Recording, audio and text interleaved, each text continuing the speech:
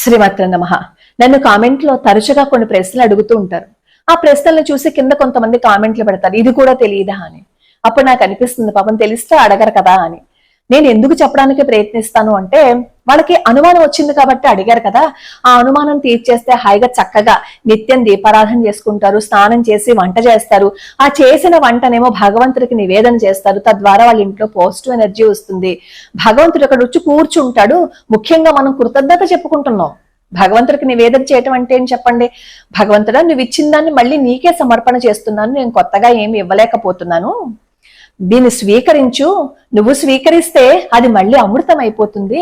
నా బిడ్డల ఆరోగ్యానికి, నా కుటుంబ ఆరోగ్యానికి నువ్వు స్వీకరించిన తర్వాతే కదా నేను నా పిల్లలకి పెట్టుకుంటాను అని చెప్పి మన స్వార్థం కోసమే అక్కడ నివేదన చేస్తున్నాం. భగవద్గీతలో కృష్ణ పరమాత్మ ఏం చెప్తారు తెలుసా? నువ్వు ఏదైతే అనుభవిస్తున్నావో ప్రతిదాన్ని భగవంతుడికి సమర్పణ చెయ్యి.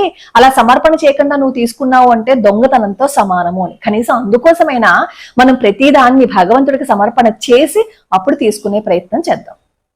సరే, నన్ను చాలా మంది అడుగుతున్న మాట ఏంటంటే, మనం ఇంట్లో పూజ చేసుకుంటాం కదా తులసి మొక్కకి, ఆ పూజ చేస్తున్న తులసి మొక్క దళాలని మళ్ళీ మన లోపలికి తీసుకొచ్చి విష్ణు అర్చనలో ఉపయోగించచ్చా, దేవతార్చనలో ఉపయోగించచ్చా అని అడుగుతున్నారు. హాయిగా, నిరభ్యంతరంగా, నిస్సంకోచంగా, ఎటువంటి అనుమానము లేకుండా, ఇటు తులసి దళానికి మీరు పూజ చేస్తున్నా, అలానే బిల్వ దళం మొక్కకి మీరు పూజ చేస్తున్నా, వాటి దళాలను తీసుకొచ్చి పరమేశ్వరుడికి సమర్పించవచ్చు, అలాగే విష్ణుమూర్తికి కూడా సమర్పించవచ్చు. ఎటువంటి అనుమానము పెట్టుకోకండి. ఇదేది నా సొంతంగా చెప్పేట్లేదు, నేను చెప్తున్నాను కాబట్టి మీరు పాటించండి అని నేను అన్ను.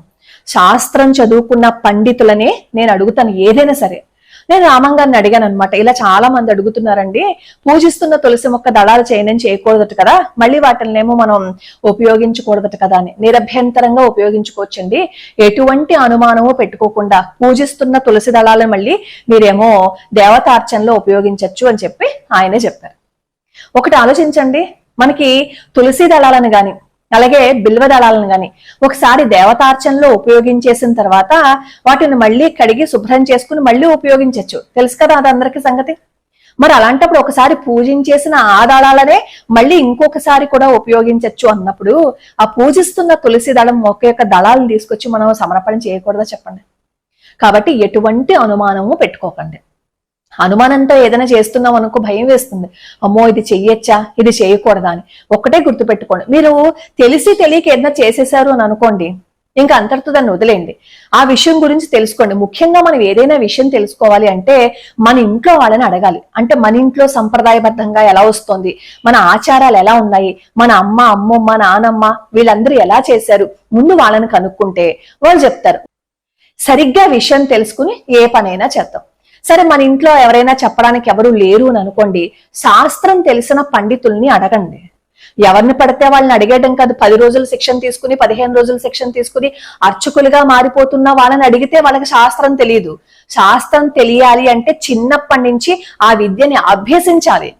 అభ్యసించిన వాళ్ళకే ఇవన్నీ తెలుస్తాయి. కాబట్టి శాస్త్రం తెలిసిన పండితుణ్ణి మాత్రమే అడగండి. మీకు ఏవైనా అనుమానాలు వస్తాయి, వాళ్ళే చక్కగా మీకు క్లారిటీ ఇస్తారనమాట.